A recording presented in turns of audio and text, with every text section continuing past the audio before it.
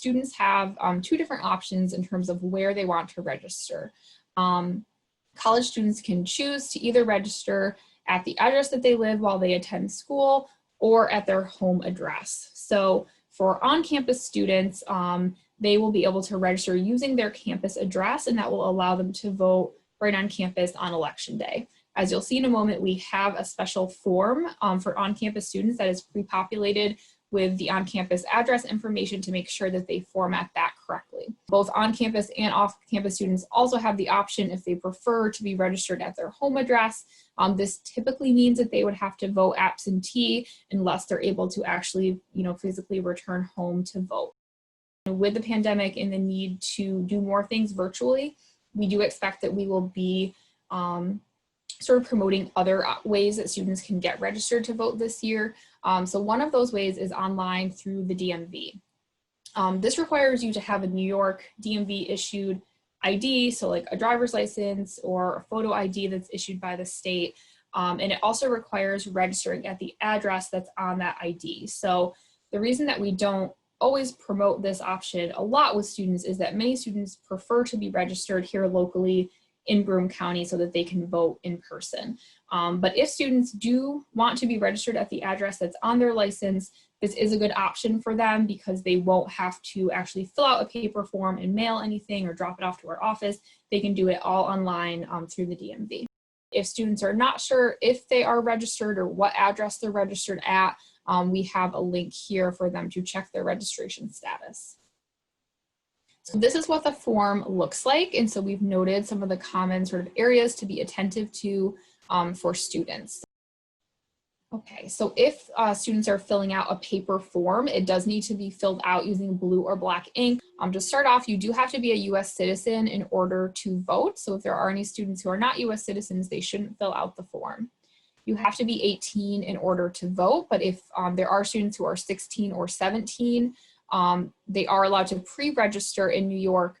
The registration will become active as soon as they turn 18. So, we do usually have some students who are 17 at the start of the year. If they're turning 18 on October 31st, they would be able to vote in the November election. If they don't turn 18 until like December, they can still submit the form, but they won't be able to vote in November. It'll become active once they do turn 18. Of course, your first and last name, your date of birth is also required.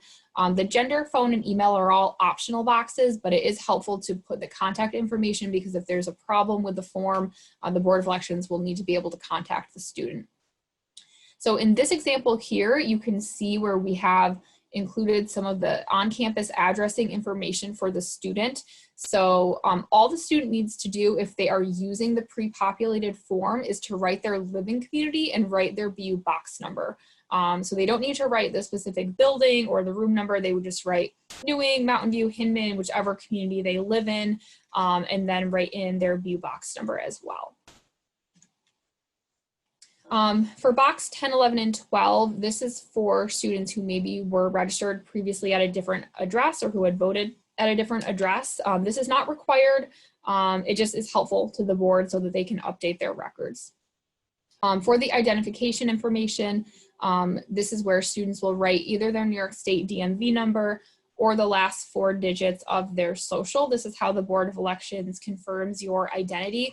If there are students who are from out of state, they can still register in New York, but they would need to use the last 4 of their social. They can't use an out-of-state driver's license number. If students don't know this information, there is a couple of options. They could always find the information and fill it out and drop the form off later as long as it's before the deadline. Or if they submit the form without the information, or if the board isn't able to confirm their identity, they might have to show ID the first time that they vote. That's the only scenario in New York that would require you to show ID. New York has closed primary elections, so if you want to be able to vote in the primary, you do need to be registered in a party that is hosting a primary. If you want to be an independent, as in no party affiliation, students would select the no party box. The date and the signature is very important. The board can't process without that information. We do have all of the deadlines noted here, some that are particularly of interest. October 9th is the last day to register to vote. November 3rd is election day. Polls will be open 6 a.m. to 9 p.m. across New York. And then we did just want to mention that we have this great texting service. So we always encourage students to sign up for this, including our student staff. So if you want to take out your phone, you will receive occasional text reminders from the CCE and the Andrew Goodman Foundation with important information on voting in the upcoming election. So